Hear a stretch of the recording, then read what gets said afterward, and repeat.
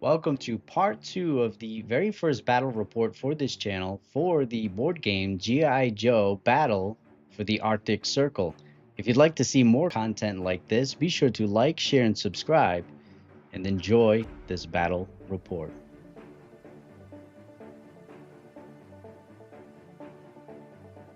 To start off round 3, Cobra Commander will be starting with 20 reinforcement points, which will be used on 5 infantry and 2 armored units.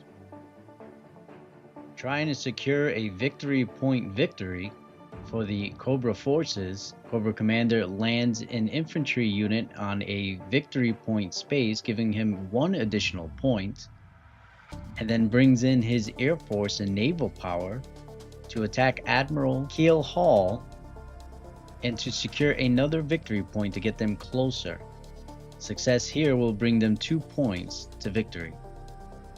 As expected, Cobra Commander's forces were easily able to wipe out Hall's forces, securing another victory point for Cobra Commander. However, Cobra Commander did lose a cruiser in the process. His 2 planes were also able to land safely on the aircraft carrier. And at the end of Cobra Commander's turn, you can see the global map. And he has opted to put all of his forces into the North Pole base. It is now Admiral Keel Hall's turn. Receiving 25 reinforcement points, he decides to purchase 2 aircraft and 1 armored vehicle. And wasting no time, the Admiral is on the offensive, moving his units out of his victory position there and moving it to the west. Seems like he may be planning to take out the remaining victory points. A large offensive is also planned against Cobra Commander. You can see he is going after the 2 victory point hex there, hoping to steal another 2 points from the Cobra forces. The Admiral's attack here was very successful. However, they did not leave unscathed. They did lose 1 infantry in the process, but did gain 2 victory points and annihilated Cobra Commander's forces in that area. At the end of his turn, Admiral Keel Hall did return his fighter jets back to the aircraft carriers, and all of his mobilized units were placed in the base in Greenland. And you can see the result of Admiral Hall's victories here, prying away 2 victory points from the Cobra forces and putting the G.I. Joes into a very good position to possibly win this game. Cobra forces were only 2 victory points away, but now back to 4 points away. Now Destro's turn on round 3. They are set to receive 20 reinforcement points this round, and they use those points to purchase a fighter, an infantry, and also a cruiser. Destro decides to play it very safe this round, choosing to fortify its victory positions and also fortifying its harbor base as well, bringing back some of its fighters and also fortifying the 1 victory point that was expected to be attacked by a snow job. Destro then decides to mobilize all of its forces into its harbor base.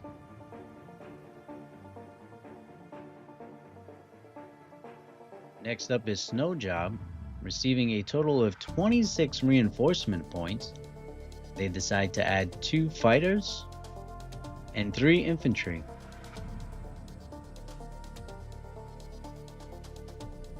Seeing no way of defeating Destro and gaining that victory point, Snow Job decides to send his carrier fleet down south to fortify that position and possibly conduct air missions in later rounds in Greenland. He also decides that he's going to fortify his single victory point north of his harbor base, hopefully being able to deter any attacks from Destro. Deciding to end his turn, Snow Job mobilizes 2 infantry and an aircraft over into the Greenland base, and also sends an infantry and aircraft to the harbor base. And at the end of round 3, we can see G.I. Joe losses, 12 reinforcement points to Cobra's 15 reinforcement points. The G.I. Joes also found some success, gaining additional victory points. They are now sitting at 5, and the Cobra forces are still sitting at 7. Both teams would need to hit 10 victory points in order to secure a victory at the end of the round. Otherwise, we continue to play until round 7, unless one of the bases fall. So if any of the teams capture any of the bases, whether it be a harbor base or one of the Greenland or North Pole bases, the game is automatically over. And you can see here the end of round 3, the state of the global map here. Not a lot of combat, but a good shift in victory points for the G.I. Joes. And we're seeing a lot of fortification, so there is potential for a lot of good combat coming up in the next round or two.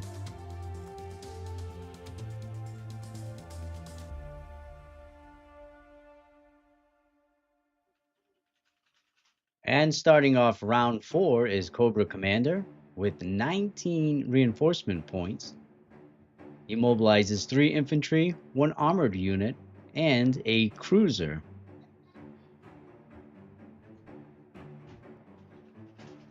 Not much action for Cobra Commander on round 4. He fortifies a couple of positions, moving units out of the North Pole base, as well as his aircraft carrier, fortifying that 1 victory point. And then we see the mobilization of his units into the North Pole and harbor bases. And again, not many changes on the global map here as we move on to Admiral Keelhaul's round 4 turn. And receiving 27 reinforcement points, we see the Admiral mobilizes 3 infantry, 1 armored unit, and 2 cruisers. Admiral Hall decides to go on the offensive, first moving his cruiser, infantry, and armored unit into a victory point space worth 2 points, which is going to be big for the G.I. Joes. And then we see a dive bomb attack where the Admiral sends in 4 of his Sky Strikers to hit that Cobra Commander cruiser. Now, in this game, if you do a dive bomb into a hex that also contains air units, it activates those enemy air units. So there's going to be 1 round of combat here, 4 Sky Strikers versus a cruiser and a Rattler. The Admiral also sent 2 of his cruisers in an attempt to break up that land bridge between Greenland and the North Pole. However, his attempt was unsuccessful, and the land bridge did survive the attack. After 1 round of combat, you can see that there are casualties on both sides. The Admiral losing 2 of his Sky Strikers, and Cobra Commander losing his cruiser and Rattler. At this point, all of his combat moves are completed, and he decides to deploy all of his units into his harbor base. Overall, this is a really good round of play for the Admiral, picking up 2 victory points, as well as causing some damage to Cobra Commander. Next up is Destro, starting off with 20 reinforcement points. He decides to pick up an aircraft carrier, armored units, and a couple of infantry. Destro decides that this is the round that he is going to conduct a lot of offensive battles, and decides to move all of his units from his victory point in Greenland and attack Snowjob's troops. And then further north near his harbor base is also attacking another victory point, bringing up a good amount of cruisers as well as land units. After a single round of combat, Destro's forces decimate Snowjob, leaving one armored unit, and it will eventually take it over on the second round of combat. Similar results here as Destro forces easily wipe out Snowjob's land units on the first round of combat and will eventually sink his cruiser on the second round. He then mobilizes his units both at the North Pole base and also at his harbor base. And we can now see the global situation after Destro's latest attacks, which were devastating for the G.I. Joes. A tremendous round for Destro and the Cobra forces, also being able to pick up an additional victory point, putting pressure on Snowjob's main harbor base there, and also putting pressure on the Greenland base, as well as Destro's forces continue to move forward, amassing mass casualties for the G.I. Joe forces. However, there is something very important that I do want to point out here as well.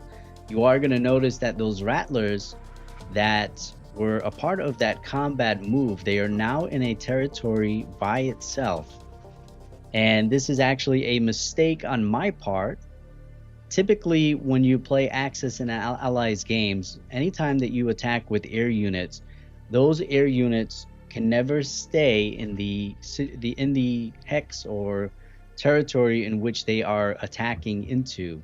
They typically have to land somewhere else after the attack, even if it's successful, like in this case here.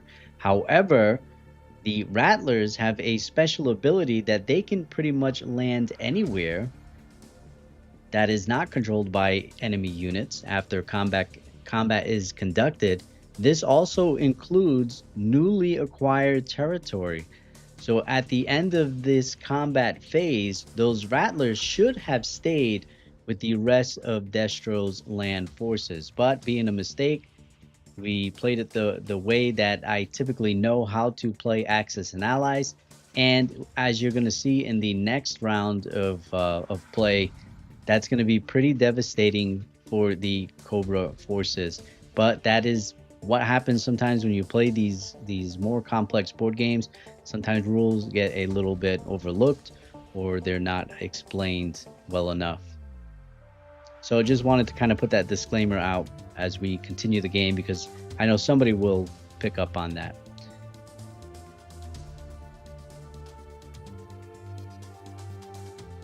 Next up is Snowjob, receiving 25 reinforcement points. They decide to pick up 2 Sky Strikers as well as 3 infantry. Snowjob decides that he is going to counterattack, using 4 of his Sky Strikers to take on the Rattlers of Destro over in the Victory Point 1. We also see his naval forces move towards the land bridge that the Cobra forces created and currently control in an attempt to break that up. Conducting his first rounds of combat, Snowjob is successful, being able to destroy the land bridge, separating the forces between Greenland and the North Pole, and also doing considerable damage to Destro's air force.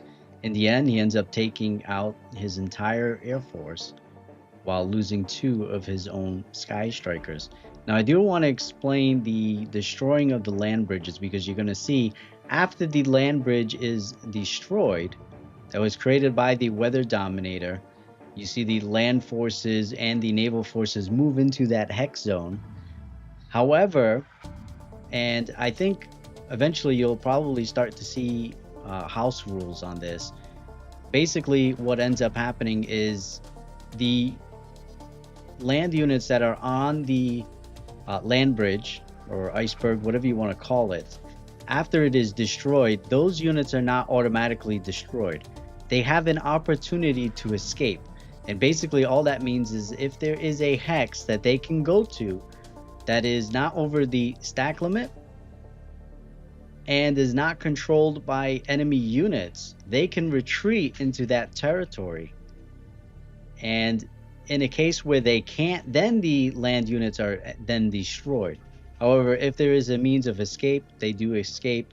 However, I have a feeling that there might be some house rules that make the gameplay a little bit more interesting. Whereas when those land sheets of ice are targeted and destroyed, then maybe they do actually destroy all the units, including maybe friendlies. On that, I think that would be a pretty cool house rule. But we're not playing that way. We are playing the official rules, and that's exactly what I explained. Snowjob then decides to mobilize all of his forces into the Greenland base. And at the end of round 4, you can see the global situation here. And you can see that there are some pretty significant things that have happened. Like I explained, the whole thing about Destro's Air Force, unfortunately, it's a rule that was missed, and it's going to have grave consequences for this game moving forward.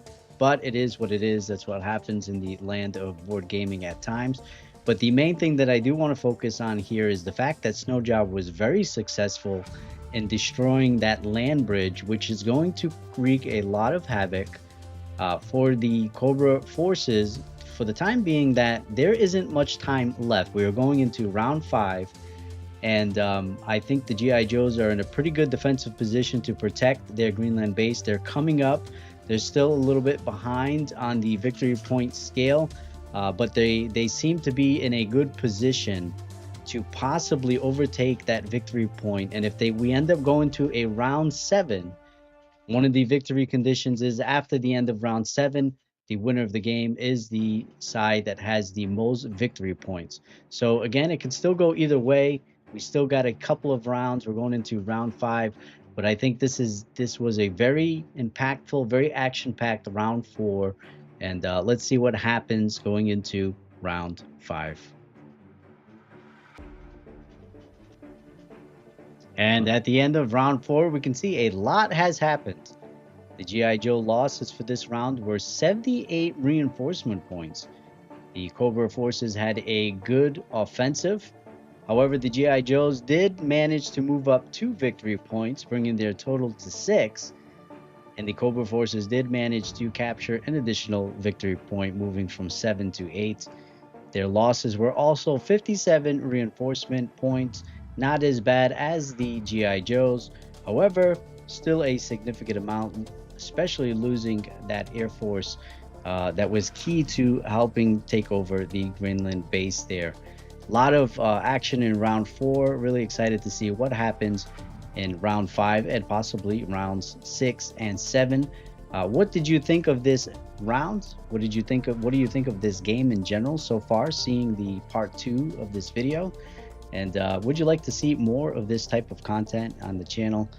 If you do, please like, share, and subscribe to the channel so that I can continue to be doing videos like this.